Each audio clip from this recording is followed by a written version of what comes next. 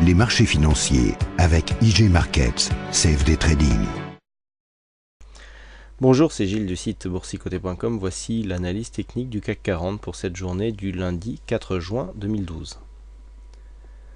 Avec aujourd'hui une séance en petit rebond technique. Alors petit rebond si on considère la clôture de vendredi, mais vous voyez que par rapport d'un point de vue chartiste, finalement on n'est même pas revenu sur le tiers supérieur de la bougie précédente. Donc il s'agit vraiment d'un petit rebond.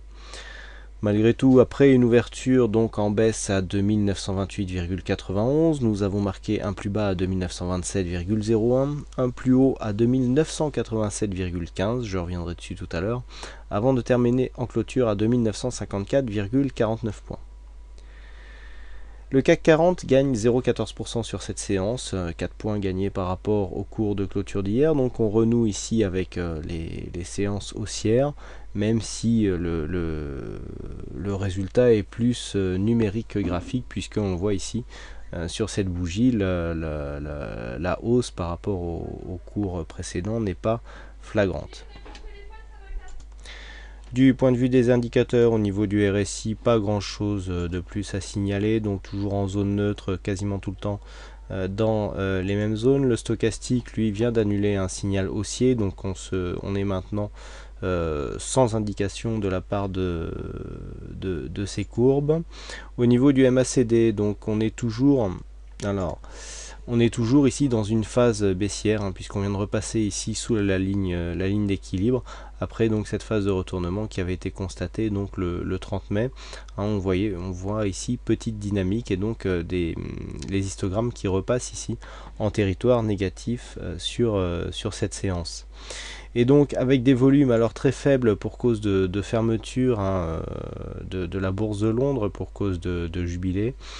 Donc petit volume, bon, on le sait que la place financière londonienne est vraiment très très prisée, que beaucoup d'investisseurs sont basés en Angleterre, et donc le fait ici que Londres soit fermé explique en partie cette faible amplitude du point de vue des volumes. Donc on n'ira pas trop préjuger ici de manque de volume sur cette séance haussière et une volatilité en légère baisse.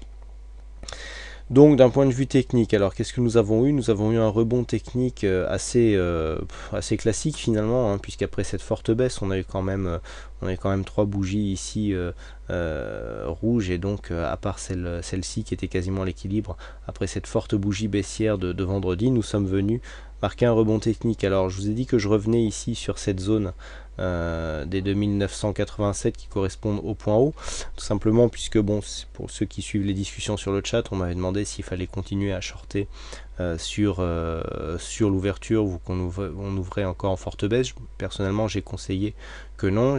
Quand j'ai vu que le rebond commençait à partir, j'ai dit on devrait avoir un point haut, enfin on a une zone de short possible entre 2970 et 2990. Alors 2970 tout simplement c'est ce qui correspond ici à cette zone de point bas, et 2990 c'est ce qui correspondait ici à cette zone, sauf que si on regarde bien ici, et cette zone je vous l'avais décrite la semaine dernière, cette zone correspond ici à ces deux points bas, à savoir sur cette bougie 2987,90 et sur celle-ci de 1986,22. Donc on voit bien que la zone avait été donnée parce que j'arrondis toujours, puisque je considère que ce sont des zones qu'il faut jouer et pas au point près, mais on voit que cette fois-ci justement au point près, eh bien, les cours sont venus se ficher ici sur ce pointillé que je vous avais tracé la semaine dernière, puisque je vous avais dit que cette zone, si on la cassait à la baisse sur cette phase, eh bien ça serait très baissier. Et donc là on confirme cela, puisque les cours sont venus rechercher cette ligne avant de redescendre. Donc on est toujours dans une orientation baissière, même si on voit les cours n'ont pas marqué de plus bas par rapport à la séance précédente, mais on voit aussi que nous sommes sur la bande de Bollinger inférieure qui va commencer à freiner un petit peu la descente. Donc elle a freiné un petit peu, on est revenu clôturer à l'intérieur des Bollinger, mais on peut très bien accélérer le mouvement dès demain. D'un point de vue chartiste, donc le prochain objectif se situe pour ma part à 2889,9, donc autant dire 2890. C'est un objectif de trade. Alors il y avait un objectif aussi qui avait été donné vendredi suite à une cassure des 2970. Alors personnellement j'ai clôturé cette position sur CFD puisqu'on a touché, on est descendu à 2920 en CFD en préouverture, mais pour ceux qui traitent sur le cash, eh bien le signal est toujours en cours puisque nous n'avons pas été stoppés.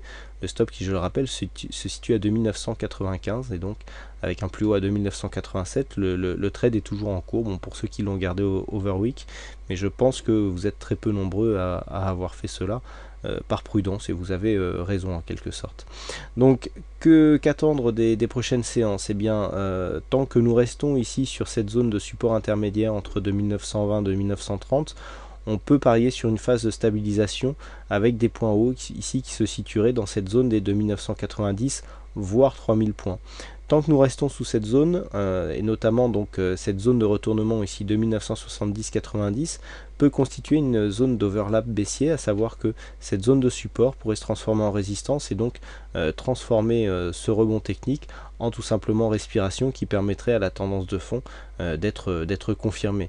Donc tant qu'on n'a pas dépassé ici la zone de 1970-90, on reste ici dans une phase baissière court terme avec possibilité d'inscription sur des nouveaux plus bas avec un objectif premier qui se situe à 2890 points.